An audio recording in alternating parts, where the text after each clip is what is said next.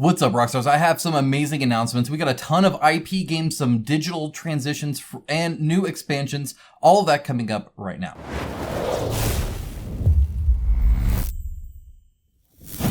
All right, this will be a quick update. I just want to make sure you guys know about this heading into it. Normally I do a review kind of at the end of the week about the week's news, and this will be featured in that one as well, but a little bit more brief. Here I'm going to dive into it a little bit deeper. So, Dire Wolf has announced a lot of new projects. They did a kind of like a secret meeting at Gen Con, but they finally announced it now and we get to discuss it. It looks awesome. There's a lot of cool things coming up. Some I'm quite interested in because yeah, this IP is pretty good and a lot of people are going to like it, I think, because it's also well-reviewed games.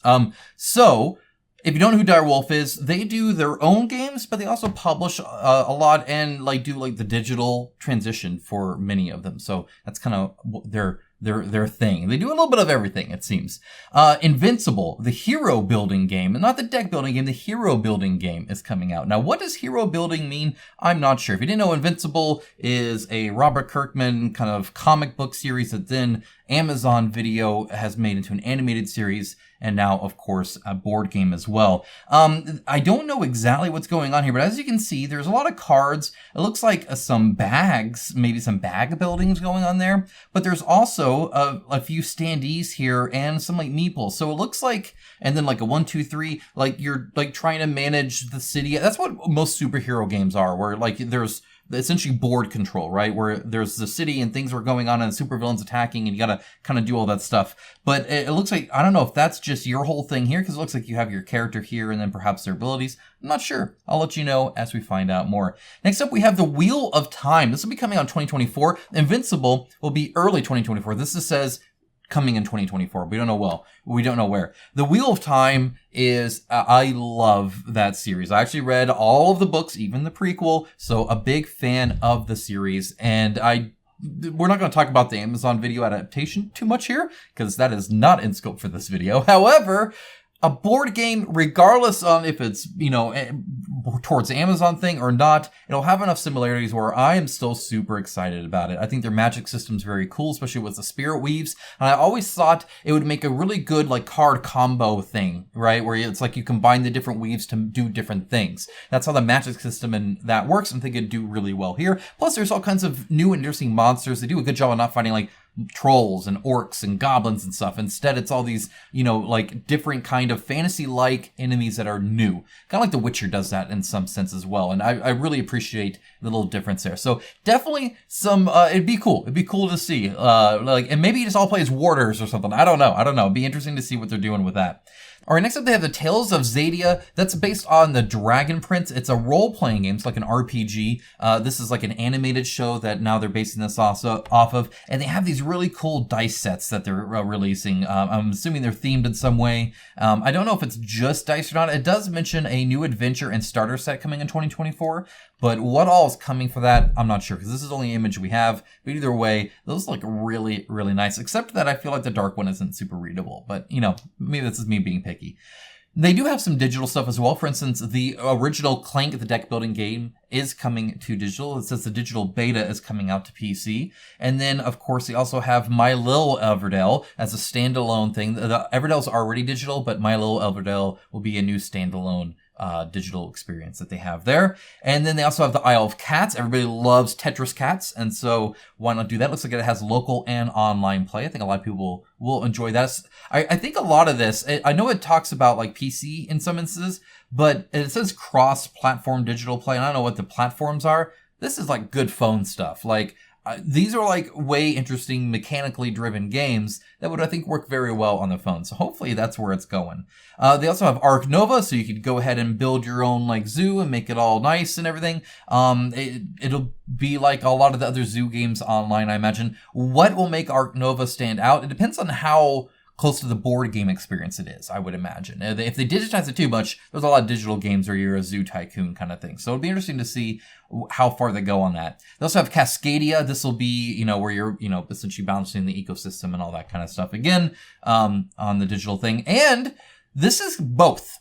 In a weird way. This is like a USB stick, which I don't know how I feel about buying that. That seems, I don't like the idea of buying a USB stick and plugging it into my computer just period.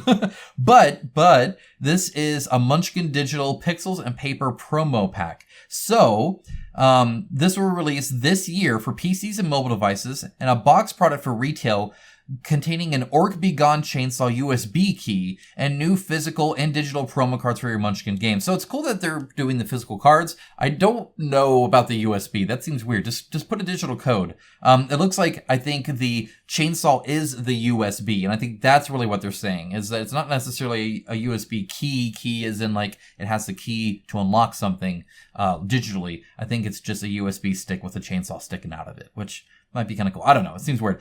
Dune Imperium is going digital. That'll be huge. Dune Imperium was a mega hit. I was a fan of it, and it's cool to see that coming to the digital platform. And on top of that, that's coming out this year in time for part 2. So excited for that. And they also have a Dune Imperium Uprising also coming out here. This is going to be interesting. It's a 6-player 3 versus 3 team versus team battle where you're essentially fighting the Emperor. So super cool to see that. Again, it's also coming out in fall. So this is a quick turnaround in there. And they do have a Dune Mini.